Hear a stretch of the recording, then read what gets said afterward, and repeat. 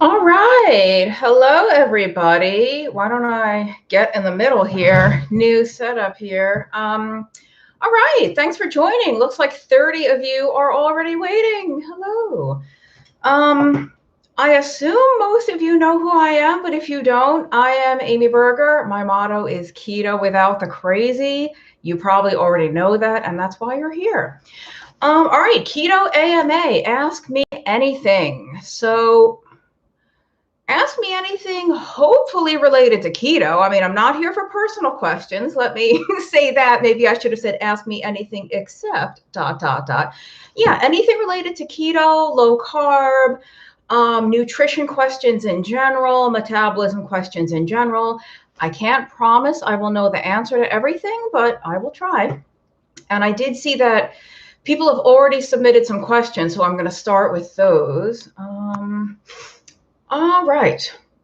Sarah asks a good question. How do you recommend dealing with cravings while shifting to the keto diet?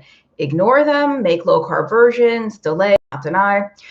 So I have some recommendations, and it's really, there's no right or wrong. There's what works for you. For people that are brand new to this way of eating, I prefer for somebody not to give into the cravings. If you're craving, so when you're brand new, even if your main goal is fat loss, I would rather that somebody sticks to foods that are very, very low in carbs. And I don't care about the quantity. I don't care if you're eating a lot of total food. I don't want you to worry about calories. I don't want you to worry about the total fat or anything. I'd rather just get your body adjusted to the lack of the carbs, even if that means as a temporary starting place, you aren't giving any thought to the amount of food you're eating or how frequently. No fasting, no meal timing. When you want to eat, just eat something that's really low in carbs. That's my preferred advice. Another way to do it would be, make low carb versions. It's a blessing and a curse that keto has become so popular in the last few years, because there are low carb and keto versions of just about everything available. And what you have to be aware of, though, is some of these things are truly suitable for a ketogenic diet. Some of them aren't. And in many cases, it has to do with the sugar alcohols, things like maltitol, xylitol, mannitol, sorbitol. Some of these sugar alcohols that are used to sweeten those foods,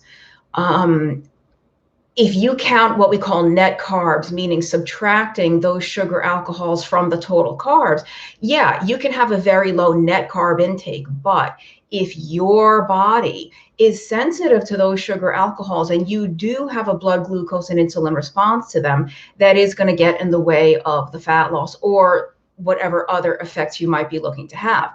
Now, that stuff isn't typically going to affect blood sugar and insulin as much as regular sugar, or honey or maple syrup or whatever, but it's still going to affect it.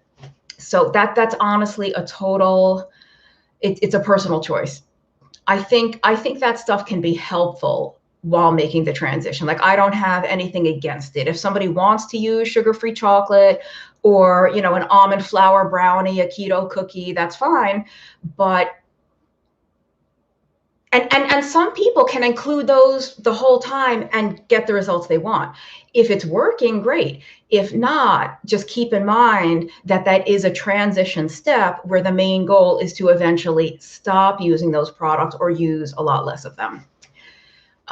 Kathy has a question. Thoughts on reverse dieting? She's tried the protein sparing modified fast. Nothing works. She's age 66. She's 5'3", 140 pounds. She's been keto for 4 years and she's in a year-long stall. So I put a link in the chat.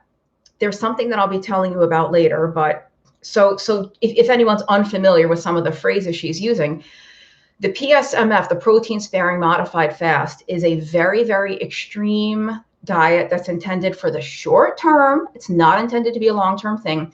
It's very high in protein, very, very low in fat, and carbs. So you're basically eating skinless chicken, broiled tilapia, maybe a little bit of broccoli.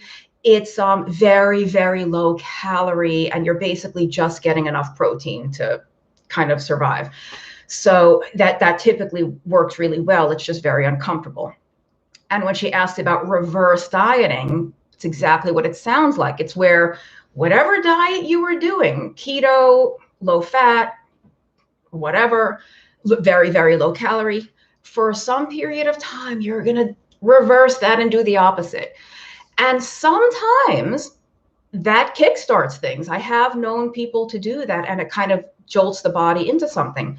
I don't recommend it. My guess is, Kathy, that so first of all, you're 5'3" and 140. So let's acknowledge the fact that you're not living with morbid obesity. You know, you are heavier than you'd like to be, but this, I'm sure that the weight you're at is not impairing your quality of life. It's not impairing your mobility. You just would like to fit differently into your clothes. And my hunch would be that you are keto, but your version of keto, or what you think is keto, is not the full on, really effective way to do keto. And why don't I just break the news to you now? I have something coming up very exciting called the Stall Slayer Masterclass.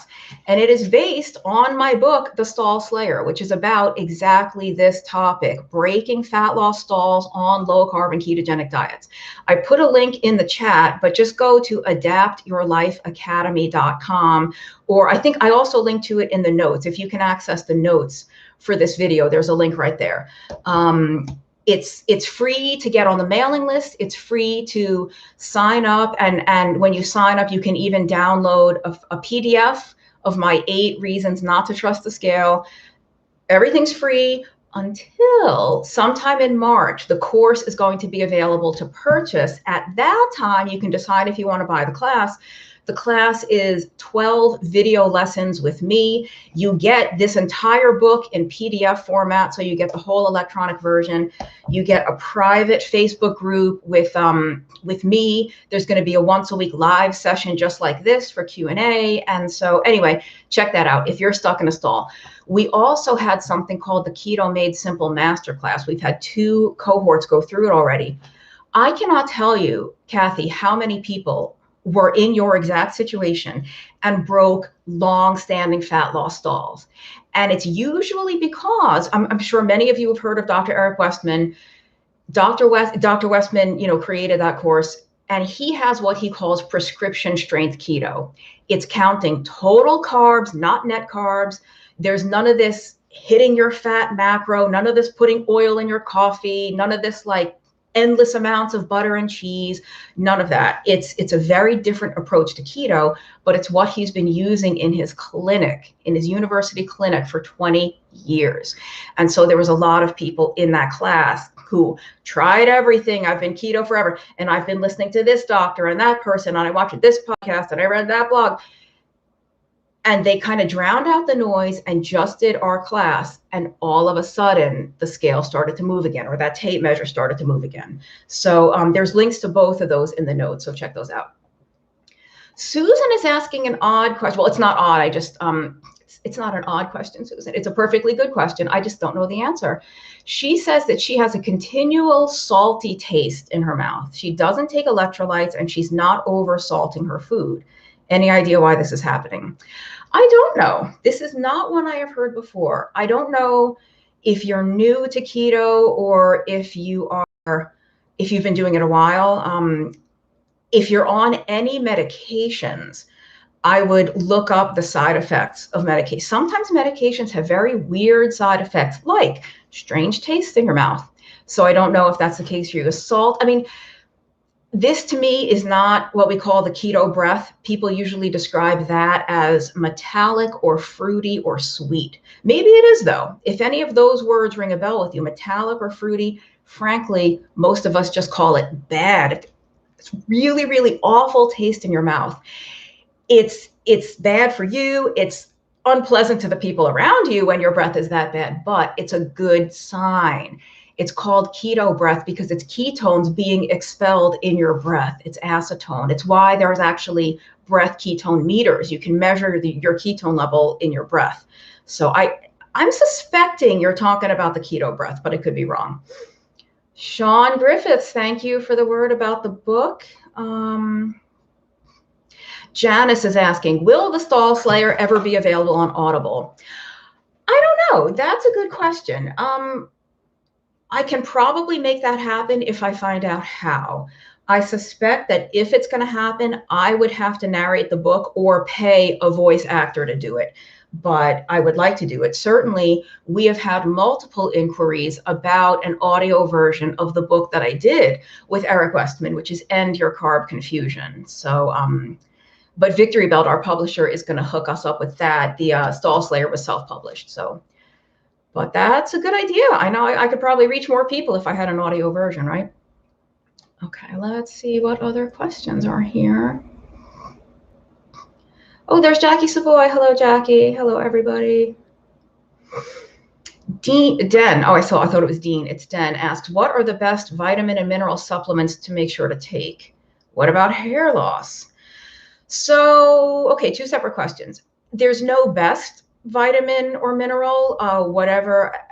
I have brands that I could recommend. If you find one that you like, take it. And the fact is, you don't need to supplement. You don't have to supplement. If it reassures you, if you prefer to just kind of cover the bases, so to speak, perfectly okay to do it. I, as a practitioner, as a professional, I have accounts with companies that are, practitioner only, where you can't get it at your local drugstore. So for things that you can find at any store or online, GNC actually does have some pretty good stuff in terms of just a regular general multivitamin mineral blend. I also like the brand Jarrow, Jarrow, or the Now brand, NOW. You can also get supplements through my account, and I do get a little commission of that. I'll put a link in the chat in case you want to order anything through there. I actually used to write for this company. I did a ton of technical writing for them, so I definitely trust their products. Very, very good quality stuff. So that's in there. Okay, the hair loss. Hair loss happens for a lot of, I shouldn't say a lot of different reasons. Hair loss is very common. It's very common on keto, especially if you're kind of new and if you are actively losing weight. There's a medical term for stress-induced hair loss. It's called telogen effluvium. It's really two words. So it's not abnormal if you are losing a lot of hair. I know that we don't think of keto as stressful, or if you're losing weight, you might be happy about it. The last thing you feel is stressed out. But internally to your body, it's such a radical change. Your body's freaking out. The hair is falling out. What happens is that over time, and it does take time, over time, the hair will grow back, and it typically grows back healthier and stronger, but it takes some time. And it's hard to notice it growing back because it grows from the scalp and you've got these itty bitty little pieces that are hard to see, but it does typically come back. I guess I will also, I'm going to put links and stuff because I wrote a pretty detailed article about hair loss on keto that might, make you feel a little better. So I'll just put that in there. It was for somebody else's website, but I wrote it. David says the Stall Slayer was helpful. Thank you. Thank you for reading it. So yeah, stallslayer.com. You can download a PDF version of this, or you can get the paperback on Amazon. Sarah asks, any ideas on how to decide if it's time to shift from keto to just low carb, and a better way to do that than simply diving into the donuts? Funny you should ask, Miss Sarah. So the book that I mentioned that I wrote with Dr. Westman, End Your Carb Confusion, is about exactly that topic. It's not a keto book. It doesn't say end your keto confusion. This is a keto and low carb book. And we describe in here how to make the transition. Like, if you've been eating ultra strict keto and you love it, you're perfectly happy, you want to do that for the rest of your life, do it. There's no harm in doing it as long as you're eating, the proper foods and doing it correctly. There's no harm in doing strict keto forever. If you've reached your goals, you've lost the weight you want to lose, you've reversed your type 2 diabetes, or your hypertension is gone, everything's good. What now? Do you have to keep eating strict keto forever? Or could you maybe have a little bit of fruit sometimes? Could you have a little bit of hummus at the party? It depends. It depends. We walk you through how to do that. And the time to do it is entirely up to you. We recommend that people basically get to their goal or very close to it before increasing carbs. And yeah, the way to do it is not to just wake up one morning and have pancakes drowned in regular maple syrup and a glass of orange juice and a blueberry muffin. The way to do it is to very, very gradually and systematically increase the carbs. And this is something that Dr. Atkins, rest his soul, wrote about, but a lot of people forgot. The Atkins diet was not just a 2-week induction. He had what he called the carb ladder. Every week, and it's kind of what we do in this book. I mean, Dr. Westman learned from Dr. Atkins. Every week, you increase your carbs by about 5 grams per week, not per day. So let's say you were eating 20 total carbs. Then one week, you're going to have 25 total carbs every day, then 30, then 35.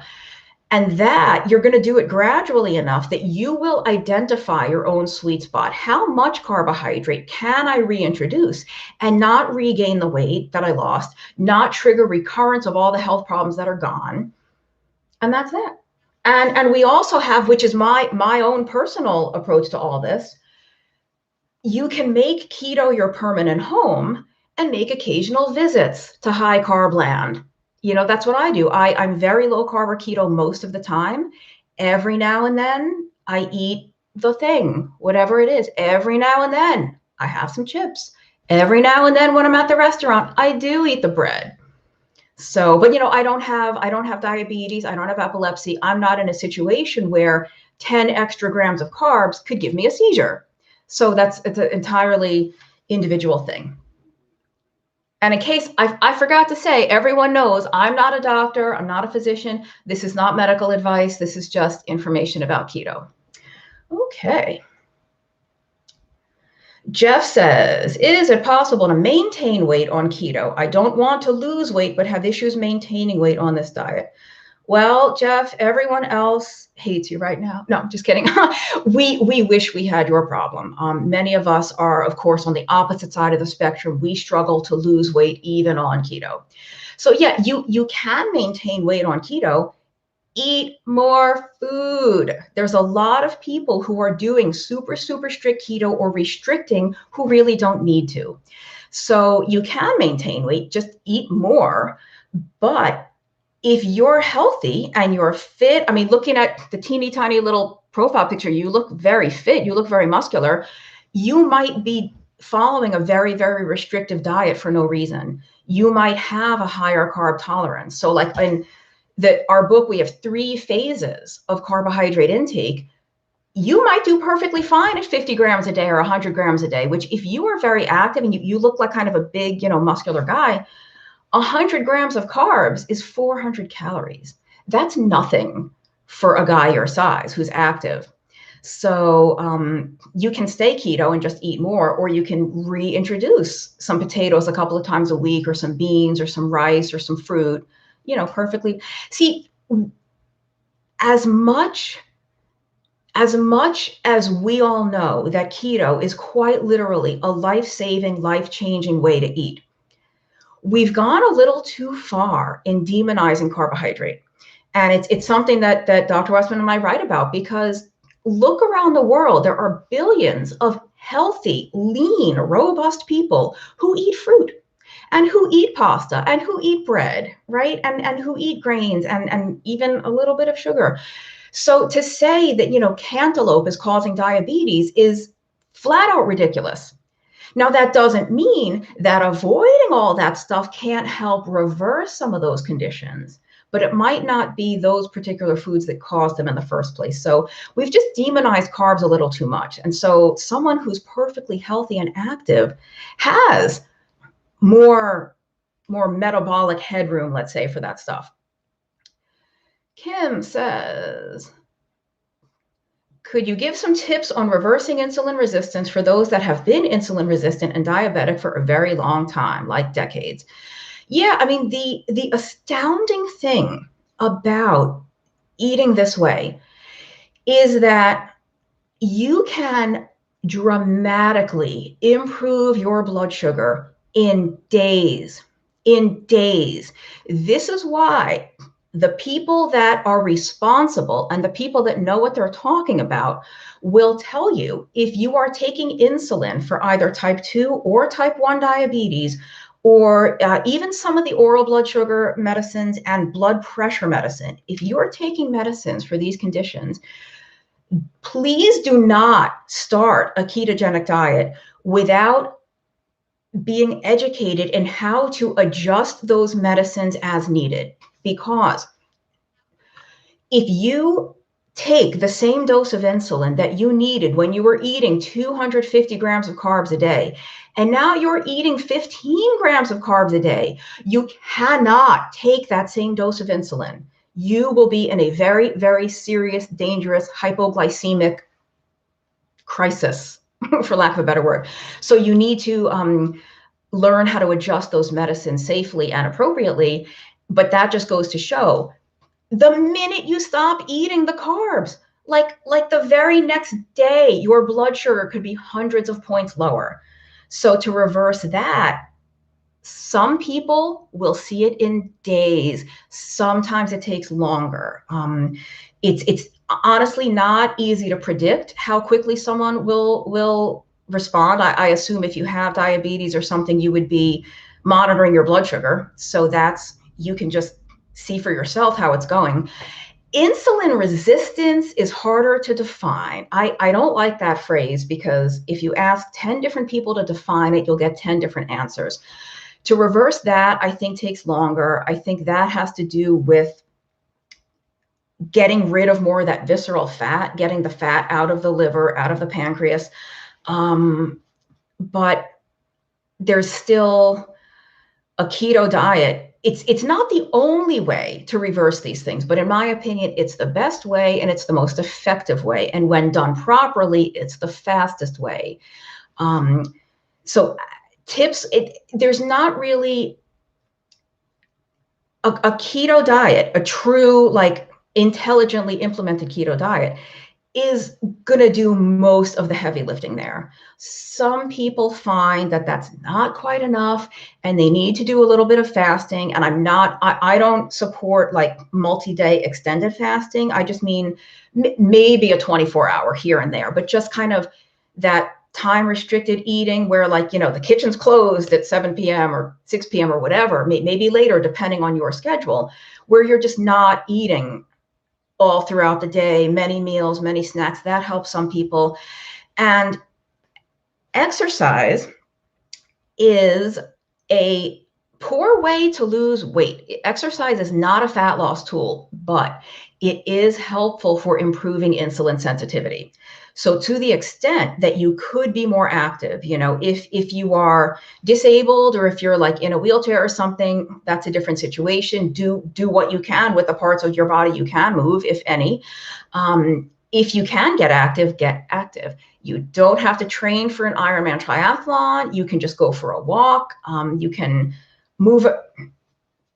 jog in place in your house if you don't want to if you live in a place that's frigid or something. So yeah, exercise. I know from personal experience, maybe some of you know from personal experience, it is a terrible way to try to lose weight because it fails almost every time, but it is good for blood sugar management and insulin sensitivity. Bill says, ooh, okay, controversial one. Bill says, what would I recommend for someone helping an elderly relative with cognitive issues and on statins? Should he be worried about cholesterol, heart attack, or stroke? Get them off statins. So again, I'm not a doctor. I cannot provide medical advice, but I did write a book called The Alzheimer's Antidote. That's probably why, if anyone's new to my channel or you don't know my background, that's probably why Bill is asking with the cognitive issues. This book is all about Alzheimer's disease as what they call type 3 diabetes or diabetes of the brain. And it makes the case as to why a ketogenic diet might be helpful. And I've done lots and lots of podcasts on it, lots and lots of other people's YouTube that you can just search on YouTube, Amy Berger, Alzheimer's, ton of stuff will come up if you want to know more. So of course, I cannot tell you anything about changing the medication or stopping the medication. All I can tell you is that on the US FDA's own website, the Food and Drug Administration's website, they absolutely acknowledge that statin drugs, a side effect of statins, is memory loss and confusion.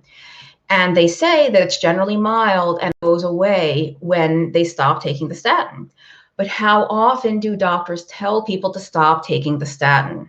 So, and the brain is loaded with cholesterol. Your brain contains about 25% of all the cholesterol in your entire body. It's used for cell membranes. It's used for the synapses, and the myelin sheath, all the connections between all these neurons. I don't understand how statins wouldn't negatively impact cognitive function based on what they do.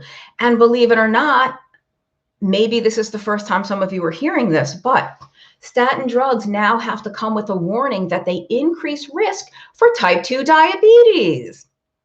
And isn't it interesting that if you have type 2 diabetes, even if you have normal cholesterol, it's the standard of care to give you a statin as a preventive measure. But they know the research, there's enough of the research now, and it's strong enough and damning enough that the drugs now have to come with a warning that they increase risk for type 2 diabetes. So that's all I'll say about that. There is an entire chapter, chapter 9 in my book. The entire chapter is about cholesterol. So I wish I could tell you what to do. There is a book called Lipitor, Thief of Memory, something like that. It's by a physician named... Is his name Dwight Lundell? He was an astronaut. You know what? Let me look it up real quick.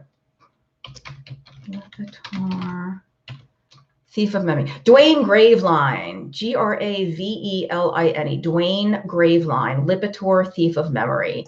And it's about that man's experience with cognitive episodes being on a statin. And I'll just leave it at that. You can guess my own opinion, but I can't give you medical advice. Arwen says, switched from keto to carnivore. My A1C went from 5.5 to 5.8. Help in caps. So, couple of different possible answers to this. I don't know for sure. It depends on what you're eating. It depends. So, and 5.5 to 5.8 is, it's not such a huge difference. Like, to me, that might even be within the margin of error of an A1C test. Like, so I wouldn't necessarily be that concerned about it. I would look, and I always say when people write to me with like one number, my so-and-so number is this, never become alarmed at one number by itself in isolation. Health is a mosaic made of many, many little tiles. If you only look at one tile, you have no idea what the whole picture looks like, right? So I would want to know what else is going on. Where's the other, like, what is that the only thing that trended in a quote unquote worse direction? And I say quote unquote because there's a lot of A1C is not quite as ironclad as we used to think. There are some genetic differences and ethnic differences that affect the hemoglobin molecule itself and its tendency to become glycated. So there are certain people, people from certain regions of the world that just generally run A1C a little higher, no matter what they do, or a little lower, no matter what they do. And not forever. Like, if you really, really have a problem, it will show eventually. But generally speaking, there might be someone who's perfectly healthy by every measure that has an A1C that's like 5.6 or 5.7. Those of you who know the name Peter Attia, I have a love-hate relationship with Dr. Attia, but he's one of them. He is of Mediterranean origin, and he has one of these genetic polymorphisms where, if you know Peter Attia, he's like on the ball with all this stuff. His A1C is higher than you would expect based on what he eats and how he lives. But to your more specific point, the carnivore diet, this is not abnormal. I think that we're starting to see this a lot, some people on the carnivore diet. And I don't know what your activity level is, but you guys, I'm sure you know who Sean Baker is, and his A1C was pretty high, and he is doing so much high intensity activity that is fueled primarily by glucose. Even if he's not eating the glucose, his body is making it, which is fine, that your body needs glucose for activity that's that intense. But I think even if you're eating, this just doesn't surprise me. When you eat a ton of protein, you will have maybe a more glycolytic metabolism. But some people don't. I wish that I could give you a more exact answer. Maybe just test again in 2 or 3 months, because 5.5 to 5.8 might not even be as big a difference as we think it is. Or if you're concerned, go back to keto. Unless you have a need to do the carnivore diet. If you were satisfied with keto, why not just go back? You know, I know the carnivore diet's all the rage, but it's not essential for everybody. What else do I see here? I'm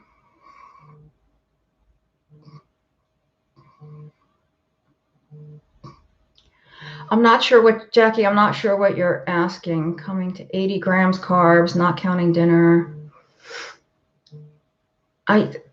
There's only one way to know if that's going to work, and that's to do it. She has some shakes, I think some pre-made shakes that are higher in carbs. I wouldn't recommend it, but you could try it. Okay, before I forget, I will get to the other questions in a minute, but I did mention the Stall Slayer Masterclass. So there's a link in the notes. I'll put another link right here because I really want you guys to check this out. If you are stuck in a fat loss stall on a low carb or ketogenic diet, this is the thing that you have been waiting for. It's, like I said, it's basically my book in an online course form. And you get, like I said, 12 video lessons with me, once a week, live video on Facebook. If you don't use Facebook, don't worry, because I'm not the hugest fan of Facebook myself. You don't have to use Facebook. Those videos will be recorded and we can email it to you the next day, even if you don't use Facebook. There is a private Facebook support group. So if you don't use Facebook, you'll miss out on like more questions and answers and just people talking amongst themselves and giving each other tips. But the course itself is on a student portal on the Adapt Your Life Company's website. So you don't have to use Facebook at all if you don't want to. All of the lessons, the modules, there's PDF handouts, the electronic version of the book, all of that is not on Facebook. It's in your student portal. And so you can you sign up for it now, so you'll get the announcements, and you'll also get a little email series with some tips from me even before the class starts. No financial obligation until the cart opens, meaning like open cart. When the course is actually available to buy, you can decide if you want to buy it or not, but it's free to just get on the list. And the cart will be opening sometime in March, and I think the course is starting first week of April. So a little plug for the Stall Slayer Masterclass. Okay, let's see. Oh my God, so many questions came in. I have to give shorter answers. Wendy Moore, hey Wendy. If anyone is watching from Canada, Wendy Moore is pre-COVID. She ran some very cool keto events in the Ottawa area, and she had some local people speaking there. And there's a lot of keto friendly and low carb friendly doctors up in Canada. You just have to search for them. So yeah, Wendy, hopefully they'll be back maybe in the end of 2021, definitely in 2022. We will hope for some Canadian events. Okay. Leanne says, 2 years keto with success. Now I feel like my body doesn't want 75% fat. It probably doesn't. It probably wants more protein. Watch my other recent videos about protein. There's a lot of people kind of going fat crazy and it's not working so well. Sabby says, if you have cholesterol hyperabsorption and the ApoE4 gene, do you have to be restricted on egg consumption? That's a good question. Because I don't know if cholesterol hyperabsorption, are you sure it's cholesterol hyperabsorption? Because for most people, when the cholesterol rises, especially if you have E4, it's not necessarily the cholesterol in a food, but the saturated fat. Now, those two things tend to run together most of the time, but it's usually the saturated fat. I would say no, you don't have to restrict egg consumption. If you are concerned about the high cholesterol, which I personally am not, with people with E4, that's a whole rabbit hole that I don't want to get into because there's so many other questions. But again, the whole chapter on cholesterol and a whole chapter on that ApoE4 gene in this book, an entire chapter about it. Actually, you know what? I have a video on APO. So, I'm not going to link it. Scroll way, if you go to my YouTube channel and click on the videos tab and they all come up, scroll way, way down, you will see 2 videos I did on ApoE4, and that should give you information. I think the most important thing for an ApoE4 to restrict or avoid is sugar and high glycemic carbs, frankly, way more than any kind of fat or dietary cholesterol. Mary Jones, hey Mary, I feel all my friends are here.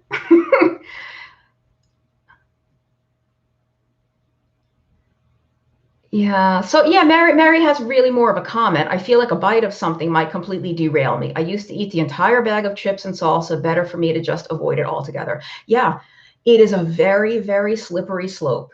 There are those rare endangered species, humans among us, that can open the bag of chips and have 5 chips and close the bag and put it back and go about their day. The rest of us mere mortals, me included, my serving size is the bag, whether it's that little snack bag that was 25 cents when I was a kid, or it's the family sized bag. My serving is the bag. So, there's certain things that I know I cannot have. And even keto, even foods that are perfectly suitable for a low carb or ketogenic diet, if they are triggers for you, maybe you're best doing without them. And I'll give you 2 examples for myself. I am no longer allowed to eat pork rinds. Are they 0 carb? Yeah. Are they 0 calorie? No.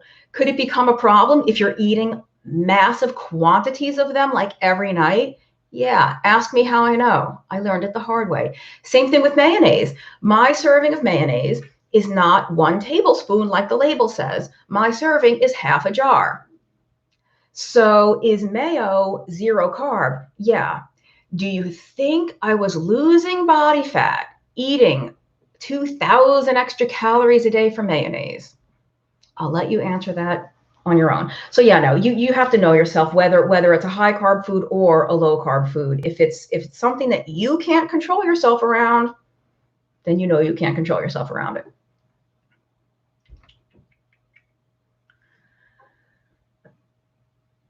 Okay, Kim is asking how to get enough nutrients eating 1 meal a day.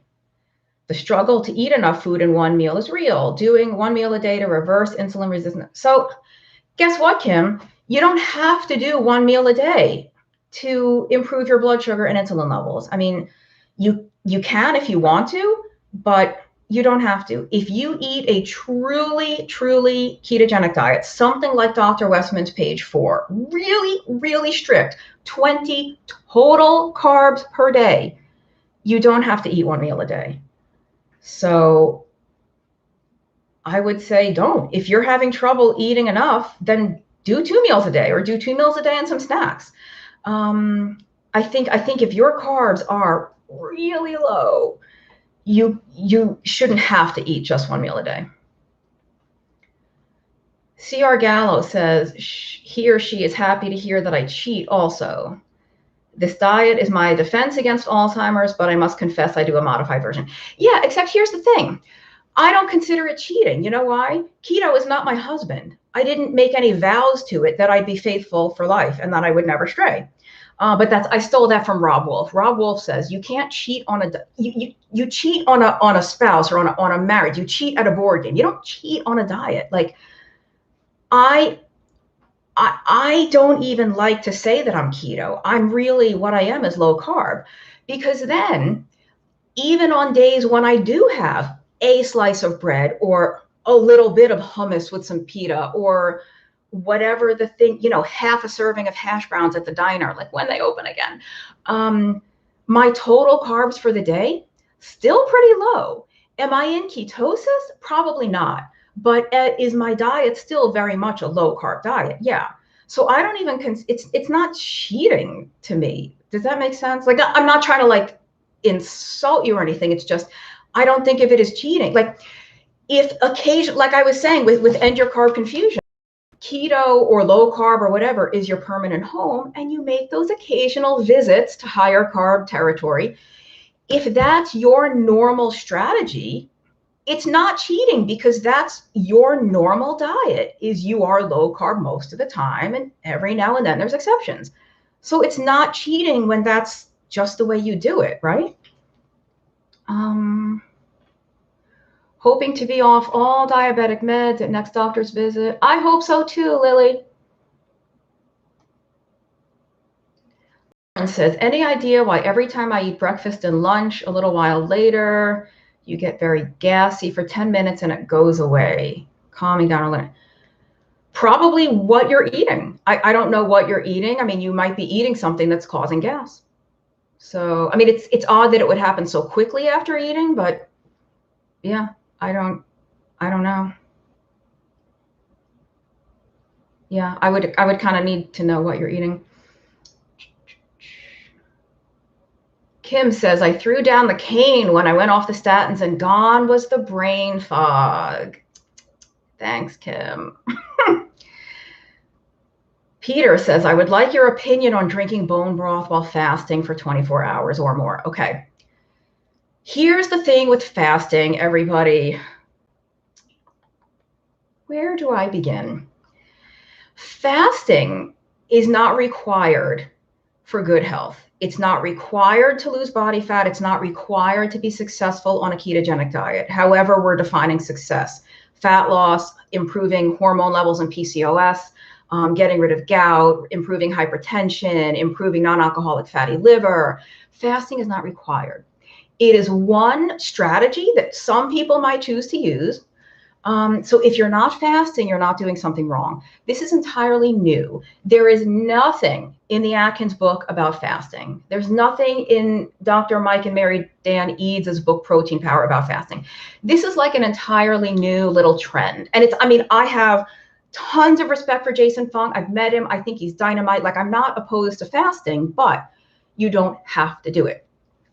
Most people who are fasting, it depends on your situation, Peter, but if you're fasting for general overall health, overall well-being, or you like the way you feel when you fast, or you just want to challenge yourself, then your fasting is very different from someone who is doing it for like a specific medical therapeutic response.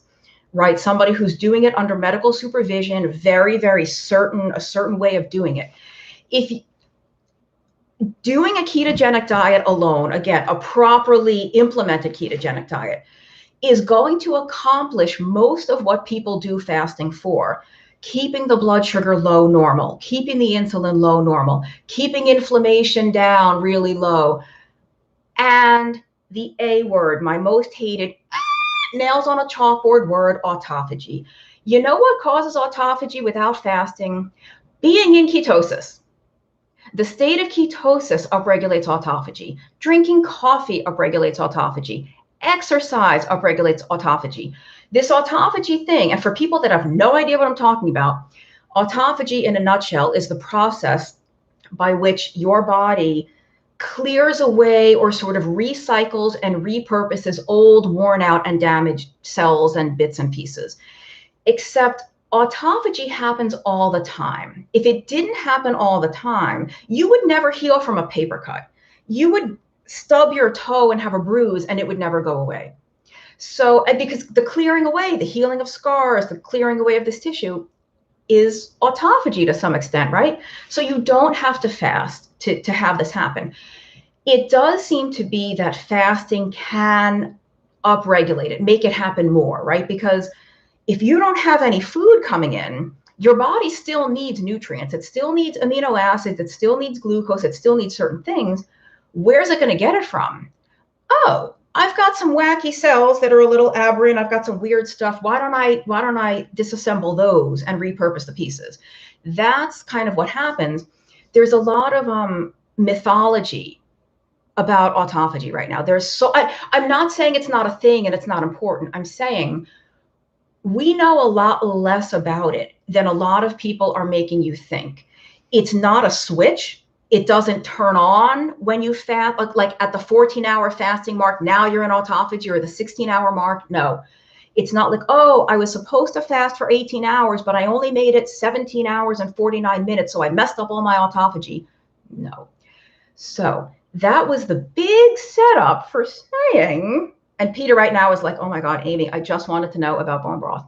The reason I had to say all that is because if you are fasting for overall wellness, bone broth is not going to interfere with that. Coffee is not going to interfere with that. Tea won't interfere. Even in my opinion, a very small amount of actual food would, like, even some people will tell you you can't use cream in your coffee if you want, or that breaks a fast. I think you could even have something like an ounce or so of macadamia nuts or walnuts. What you are trying to do is avoid anything that really has any appreciable amount of carbohydrate or protein. So drinking bone broth is a good way to go. Again, the coffee is a good way to go. Tea, even the nuts that are they're so high in fat. Those particular nuts are very low in carb, pretty low in protein. So I think there's a lot of things you can eat and drink, and I would still consider you to be in a fasted state. That was a really long answer to your question. So I think it's fine to do bone broth, especially if that helps you keep fasting for whatever purpose you're trying to fast for. But I would ask yourself that, what are you trying to accomplish by fasting for more than a day? Malcontent asking, do I know of any helpful dietary interventions for someone with antiphospholipid antibody syndrome? Try saying that 5 times fast. I don't know. I've never heard of that. I would have to look it up. I guess it's a blood clotting disorder. You said as a supplement for their blood clotting medicine. Do they clot too much or not enough? So unfortunately, I'm not familiar with that condition. I'm sorry. Oh, wait, I just lost no, I have to scroll up. Oh my gosh, there's a lot of questions.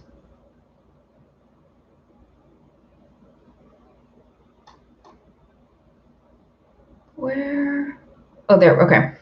Trying to go back to keto from carnivore, not easy as everything other than makes me feel bloated, but I don't want to be carnivore. I don't know what to do.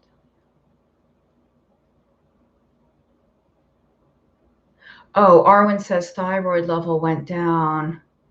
But what was your question before? I would have to scroll up to remember what the question was. I remember your name. Oh, sorry. I'm going to just try to get to some other questions.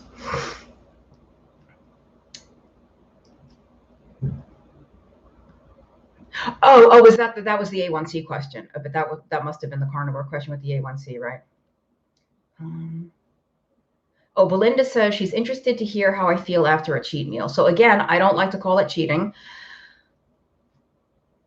I don't have like a big, like, I don't get a headache. I don't get dizzy. I don't have to readapt to keto, but my cheating, eating higher carb foods, I'm not talking about 200 grams of carbs. I'm talking about, 40 grams, 50 grams, which sounds high for keto, but I don't have any adverse effects. Like I know people that will have carbs and get a migraine instantly, or have some other, the next morning they'll wake up with the arthritis back. I never had any of that to begin with. I was just heavier. So I don't have any of that stuff. Yeah. So, I mean, so that's an entirely individual thing. If you know that having higher carbs really makes you feel awful, either right away or the next day, don't do it, or understand that that's going to happen. And that might be a trade-off you're willing to make once every 3 months or 6 months or whatever. That's legitimate. Even if you know you're going to feel like garbage, guess what? Grandma's cheesecake is worth it. That is a legitimate opinion to have. All right. Gail says, what can I say to the doctors who want to put me on a statin? Find a new doctor, period, end of my answer. No, really, find a doctor who is more keto savvy, who is more up on the medical literature. And I'm pointing over there because like a few days ago, there was a paper published in JAMA Cardiology, Journal of the American Medical Association, not like Joe Bob's blog, but JAMA, basically showing that compared to LDL in women, compared to LDL, things like type 2 diabetes, insulin resistance, smoking, hypertension, and obesity were way, way more powerful risk factors for coronary heart disease. LDL was almost meaningless. And if your doctor is not familiar with the most current research, that's on them. That's dereliction of duty. That's a term that I borrowed from the military. They're not doing their due diligence by staying up on the most current research. There are many, many websites where you can search for keto-friendly doctors. So find a new doctor. Or I don't know where you live. I might even be able to recommend somebody. Lots of Canadians. And Guam. Hello from Guam. Would I recommend the stall slayer for someone in perimenopause? Think my stall could be hormones. Thyroid is fine. Yeah, I mean, honestly, menopause and perimenopause just means you have to be stricter. It does get harder to lose fat. Your hormones will wreak havoc. So the stall slayer might help, but also try to find an endocrinologist who really knows what they're doing, because I don't think it's a sin to take hormone replacement if you need it. I think that it really radically improves quality of life for some people. Some people sail right through, no problems. Some women, they need a little help. Keto without a gallbladder. So I did a video on that. Again, if you go to the videos tab on my channel, there's that says something about keto without a gallbladder. You absolutely can do a ketogenic diet without a gallbladder. Most people have no problem whatsoever, especially if your gallbladder was removed a long time ago. If you just had it out last week, different story. The issue you might run into is just if you eat too much fat in one sitting, you might kind of have an upset stomach or loose stools, like greasy stools. It's just kind of like run through you. So, but most people without a gallbladder can do keto just fine. Rudolph I'm saying it wrong. I'm gonna mess up your last name, so I won't say it. But Rudolph, hello. He's from the Netherlands. My God, we have like a big international audience here today. Can a high ferritin level be due to eating carbs or maybe even high stress? All other labs are normal. So I'm not super familiar with the iron markers like ferritin and iron saturation and all of that. It could be due to carbs, because I think that chronically high insulin affects how your body retains iron.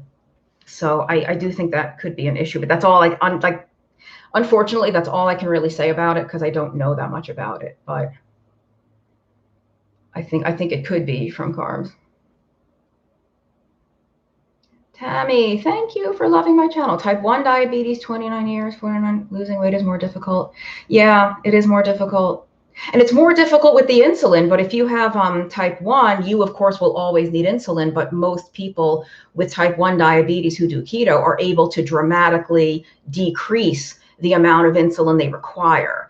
And that, of course, can help with the weight loss, because the insulin itself is a fat sort of storing hormone.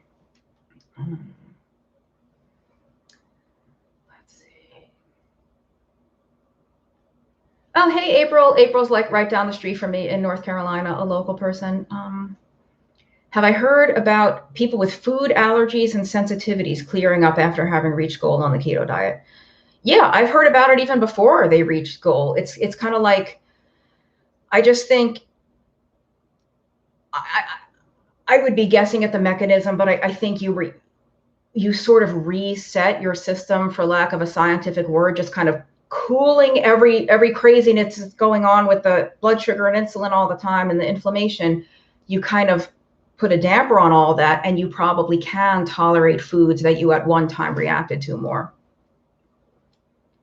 Oh my gosh. All right. I'm going to talk quickly because I don't really want to go much longer than an hour. Yeah, so real quick, I'll just get back to this ApoE4 thing. I addressed the saturated fat issue in those 2 videos, so look for those. But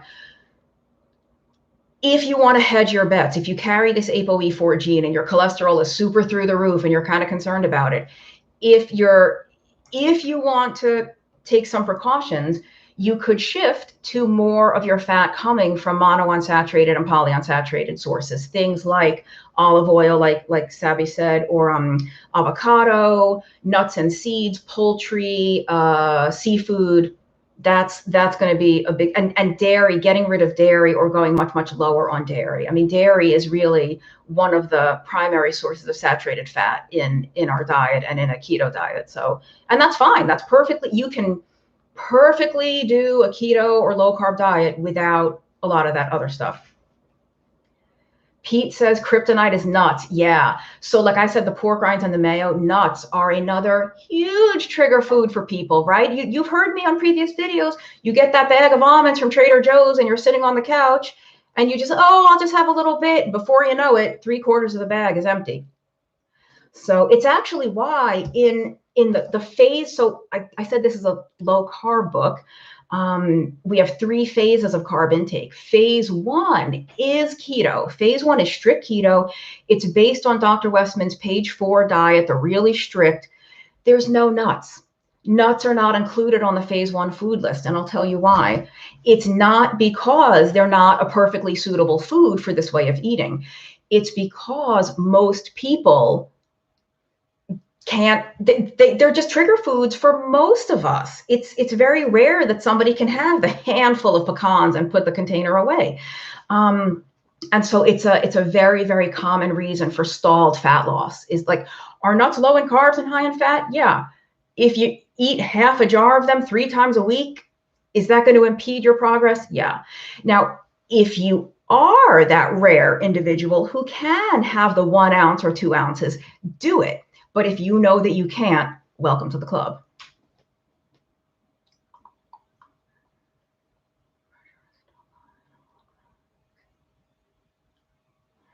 So this Arwen is saying blood pressure is still high, still on meds. I can't comment on the meds. If you are not supplementing with magnesium, consider magnesium supplementation. One type of blood pressure medication is called a calcium channel blocker, because calcium is like a muscle sort of stiffener, for lack of a better word, including the muscles that line your blood vessels. So magnesium is a natural calcium ion channel blocker. And magnesium is known to be good for blood pressure. So I can't recommend an exact amount. I don't know your situation, but if you're not taking magnesium, something you might want to look into.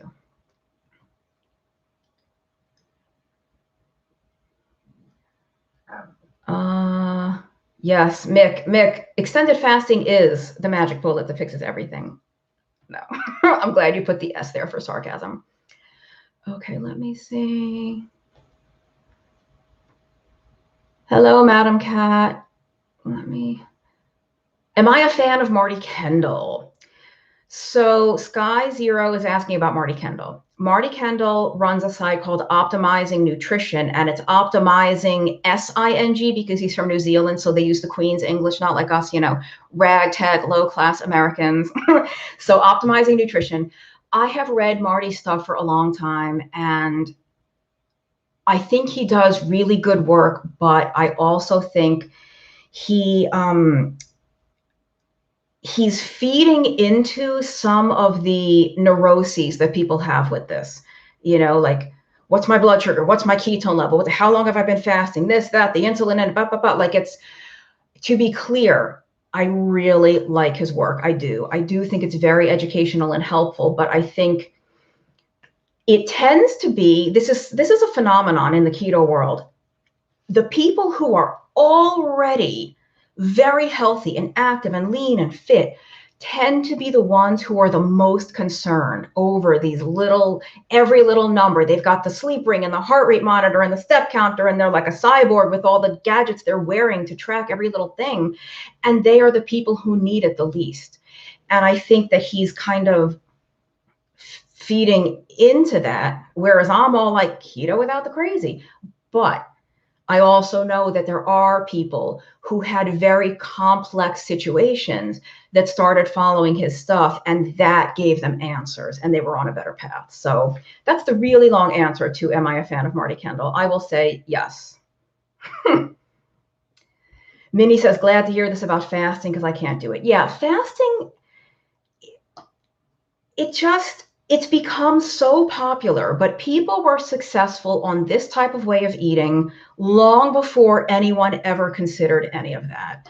And you know, frankly, a lot of the research that's been done on fasting is done in animals and rats and stuff. But that aside, when it's done in humans, it's done mostly in humans that are eating a standard American crap garbage diet. And of course, fasting helps those people. When you're not guzzling 48 ounces of Mountain Dew sugar all day, like, oh, maybe not cramming, you know, apple pie into my hole, my face hole, like 5 times a day. Maybe that's going to lower my blood sugar. Maybe that's going to make me look metabolically healthier.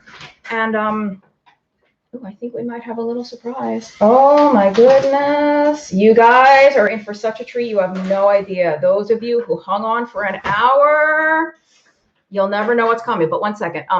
What was I saying? Of course it looks better. What we don't know, we know that keto without any kind of particular fasting is effective. We don't know how much additional benefit you get from fasting on keto. And again, I have to stress, like a real keto diet, not these weird newfangled, God knows what you're doing. You're eating like 100 grams of carbs because you're having, you know, your keto brownie and your keto this and that. What other questions do I see? Should I introduce the surprise? Well, hit interrupt. You guys, I literally did not even plan this. You see my face? Author? What the hell? I need some signatures. Oh my God. You got a 2-for-1 today. I'm not going to sign them right now. Okay. I have people watching. Oh, I thought you were just started. I just started at 5. At 5, okay. Well, then I won't interrupt. No, but I'm almost done. It's an hour. But these people just got the biggest treat for hanging in there. You know, I've always wondered that. I think the effects of fasting happen when you're doing keto, when you're low carb. Come be seen. You guys know who this gentleman is, don't you? I bet you get autophagy when you're doing low carb. I already went a little nuts on the autophagy factor. Thoughts on metformin? Well, 6 years bipolar 2 free after 35 years on keto. Awesome. Ima Anon. So Ima's probably not your name, but awesome. Okay, so more questions. This is Eric Westman. This is my co-author. I literally did not plan this. He actually called while I was doing the video, and I didn't pick it up because I'm like, whatever. He knows I'm doing this video. No, I thought it was 6. I'm sorry. Is calcium a natural Viagra? No, I don't think it's that effective, sadly. About the magnesium. So yeah, Kathy's asking about the type of magnesium. There are a lot of different forms of magnesium. Any of them. And I like glycinate. I like malate. Citrate, if you use the powder, that tends to be good for the bowels. I use glycinate and malate myself mostly, but pretty much either one is fine. Oh, Mick corrected me. Marty's an Aussie. I thought he was a New Zealand guy. Is he an Australian guy? Okay.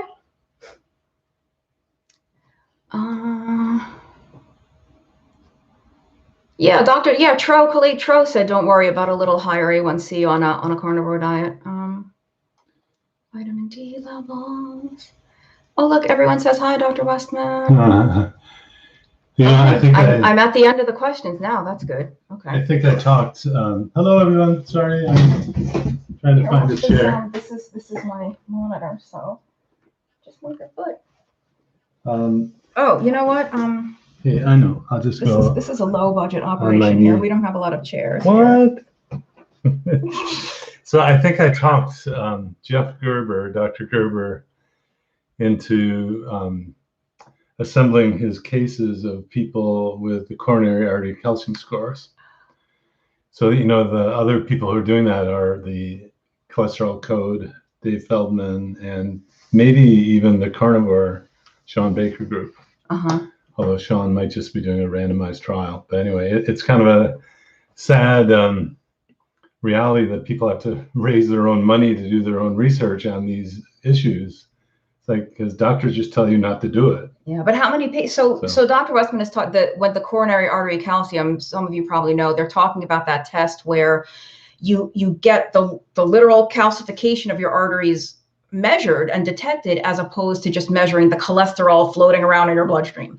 And I guess there's been a few, not many, but a few cases, because normally under best circumstances, all you can do is stop that from getting worse. But there's been a couple of cases of it actually regressing and getting better. So that's what I'm going to try to track down. Okay. I mean, there's a lot of urban legend about it, but that doesn't count, right? We need people to pony up the data. Do you know anything about APS? I got to find it's a clotting thing, anti-something. I'm going to scroll up to try to find your disease malcontent, APS. So any major, what was the theme today? Or just, it was AMA. It was a grab bag. Now I'm trying to find, it was anti-something antibody, antiphospholipid something antibody. Do you know what that is? Yeah, Do you have any information? Oh, antiphospholipid syndrome. Anything on that? Yeah, no. So they clot too much? Just not common enough to know. I haven't had any patients with it that I'm aware of. So I mean, there's some like fish oil. If you take enough of it, it's a blood thinner. But that's, you know. That was that interesting Steve Finney story of Eskimos being healthy, you know, didn't have much disease. Well, they had nosebleeds. Oh. So apparently so much omega-3. They had sort of it was just, if anything, they would bleed more than because of the nosebleeds. But that would be something that would protect you from thrombosis or clotting for vascular disease. So maybe anyway, that's why you don't want to overdo fish oil. Yeah, I mean, there's a balance, but if you have a clotting disorder, but I don't know if it would affect a genetic, like if that's going to happen anyway. I don't know if fish oil would help that. Well, there are ways to measure clotting. So sometimes what I've done is just take a measurement of whatever it is that we're trying to change or adjust and see if a dietary change affects it. So you might change the fish oil and then get the clotting factor test again. There's a bleeding time and some other advanced tests beyond just checking the PT. Steve Fullerton in the house. Hey, Steve, from the bustling metropolis, gorgeous Monterey, Virginia. Steve, do you know anyone in Cleveland, keto doctors in Cleveland area? No. Yeah. Ohio, yeah. Although in Columbus, Jeff Volek's group, although last I talked to him, I wasn't really sure if he had a clinical group there. He's more of the researcher there, but no, not Cleveland. Okay. Sorry. Yeah. Summers is there too. Hey, Stephen Summers, good friends of ours who live in this really tiny town in Virginia who are like totally transforming the town into this health, keto, ancestral living, cooking, gardening. It's awesome. They make maple syrup there. It's this weird little county, Highland County, named after the Scottish Highlands, I think, because it's the same. It's like mountainous there. It's hills. The climate, because of the altitude, they can make maple syrup in Virginia. Yeah, it's gorgeous. And you best believe that when I'm in Monterey, I eat maple syrup. Don't tell the keto police on me. Okay, we got to finish soon, but now it's like, oh my God, now it's this whole new world has just opened up. Does donating blood fast to promote autophagy? No, but if you are prone to one of these iron accumulation disorders, they recommend giving blood regularly because it's one way to get rid of iron. Does it promote autophagy? I doubt it. Well, yeah, Les, you're right. So Dr. Hyman is in Cleveland, and they have a keto component to their program. Is he really, though? But, well, I don't know if it's truly keto, but I heard one of his staff give a talk on deprescribing at the Vancouver deprescribing meeting. And I followed up with the staff there, and they said, well, Dr. Hyman isn't there frequently, but, probably writing books or something, or travel. No, I'm not traveling now. But writing books. What kind of loser does that? Oh, wait a minute. Wait a minute. But so yeah, check out Dr. Hyman's program. So this question has come up twice. I don't want to ignore the person asking about little pebble stools on keto. So more water.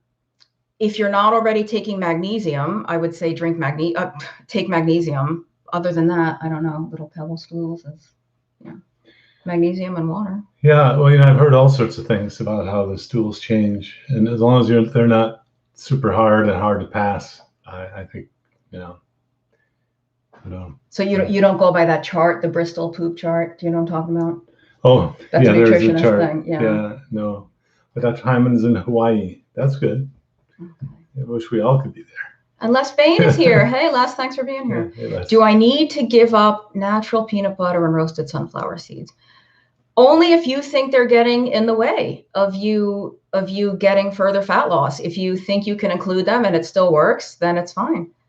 It's really about the total amount. It's not so much that there's any particular food that's off limits. It's so for me, I had some episodes with peanut butter a while back to the point that I'm not allowed to have peanut butter ever again. It's like a dangerous thing for me to even be near. So, but if you can have a tablespoon of peanut butter and close the jar, you can have it. Do you know what I mean? So there's really, it might accelerate the fat loss without it, but if you're not overdoing it, then, it just has to fit in your level for the day. So I agree with what Amy says about fasting. Kim is asking Dr. Westman's opinion on fasting. Well, we talked about this a lot last year, writing the book. We still talk about it, yeah. All right, let's see. Okay, I'm going to end soon. We're almost a quarter after the hour. What about counting green veggies? Do I have to count all of them? So Janet is asking if you have to count green vegetables. I'm counting the carbs. And the answer is it depends. Depends on the program you're following. If you are following Dr. Weston's page 4 or following any of the plans in our book, we do count total carbs. So yes, you would count the green vegetables, but our way isn't the only way to do it. What? There's other ways of doing this where you don't count. Like if you happen to know who Ted Naiman is, he's got a very sort of different approach where he basically considers all those green vegetables free, kind of not that you can have unlimited amounts of anything, but he wouldn't count those as anything, lettuce, cabbage, broccoli, zucchini. He kind of considers those negligible. So we would count them. Other people don't. So that's what Dr. Westman calls prescription strength keto versus over the counter. The prescription strength is just stronger. If you count total carbs, it's just a little stronger, but that doesn't mean that not counting them, it doesn't mean that doing net carbs is not effective. They both can work. It just one tends to work better for some people. Can vitamin D mess with a blood test in LDL? That I honestly don't know. Probably, but I honestly don't know. Well, but is someone still checking LDL? Wait. Can I be a little sarcastic? Yes. Oh, with this latest paper, the JAMA Cardiology. I talked about it already. It was fantastic. I talked about it. Hopefully that'll be a landmark, beginning to start looking at glucose and LDL at the same time. Right. And insulin. Hello from Australia. It's like 7 o'clock in the morning for you. Hello, Aussie chick. Undergoing chemotherapy. I went off keto at the beginning through fear mongering. Well, we did I'll let the MD. Why don't you just take the chair for a sec? Because. Well, that's okay. Are you sure? Yeah. Well, can we share the chair maybe? Is that too close? No, it's okay. Now the camera's a little blurry. Here, well, I'll adjust. It depends what kind of chemotherapy. And I've had dozens of people on breast cancer chemotherapy and prostate cancer chemotherapy, and most people gain weight on those. Oh. And then the use of a keto diet actually mitigates the weight gain for those types of chemotherapies. And we actually have a paper published on that with prostate cancer treatments. If you look up Westman and prostate cancer, there's one paper showing that a keto diet leads to no weight gain, while everyone else on this chemotherapy for prostate cancer gained weight. But in terms of does it interfere with treatment, like its efficacy, that's going to be hard to figure out without controlled trials. Like if you think maybe keto is going to help treat the cancer, that's going to be difficult to know by just treating someone here and there. Yeah, the research is like emerging on that. I think it's being studied, but it's very, very limited, the human trials of keto for cancer. I hope you talked about the first Alzheimer's randomized trial. I did not. I just talked about my book. Okay. So many studies to talk about. Yeah. How can you assure your 75-year-old father with type 2 diabetes that keto is safe? He could end his carb confusion. I mean, this diet literally reverses, like he doesn't have to have type 2 diabetes. He doesn't have to have it, and he could eat this way and not have diabetes. So that's, I mean, yeah, but how do you convince somebody it's safe? That you've been telling patients to do this for 20 years and you haven't killed anybody yet. No, in fact, they get better. Anyway. I mean, how do you convince? It's such an individual send them thing. 8 million YouTube videos, have them look at the keto section of a bookstore. Like or you don't convince them. My mother is deceased. She had poorly managed type 2 diabetes. You think she was listening to her kid? You sometimes don't convince anybody. Well, there's the powdered butt syndrome. Did you talk about that? No. They're not going to trust their child, so you. This is a Ken Berryism. You guys know who Ken Berry is? He has, well, I don't think he coined the phrase. He introduced it to the low carb, powdered butt syndrome, because he gets it from his own parents. He's a doctor, for God's sake. He's an MD. So nobody that's ever pouted your naked little tushy or changed your diaper is going to take you seriously. Even if you're an MD, you could be a neurosurgeon, you could be a nutritionist. Your parents don't care, your grandparents don't care, because they've seen your naked little tushy and they have powdered it, and that's powdered butt syndrome. Okay, I think I'm going to call it a night. Thank you, everyone. Literally, this was a surprise. I did not know this was coming. That's what I get for not answering my phone when I'm live on YouTube. But I will definitely do this again. This was fun. And thank you for joining from all over the world. Thanks to all my friends who I know in real life who came on. And next time I'll probably do it a little later in the evening, because I know there were some people like on their commute who couldn't really participate, or I'll do it really early in the morning to maybe get some people from Europe and South America or wherever. That would be cool. Okay. Well, thank you all for being here. I hope this was helpful. You know about my books. Check out those links to the Stall Slayer Masterclass and the Keto Made Simple Masterclass. And we will see you next time. Thank you.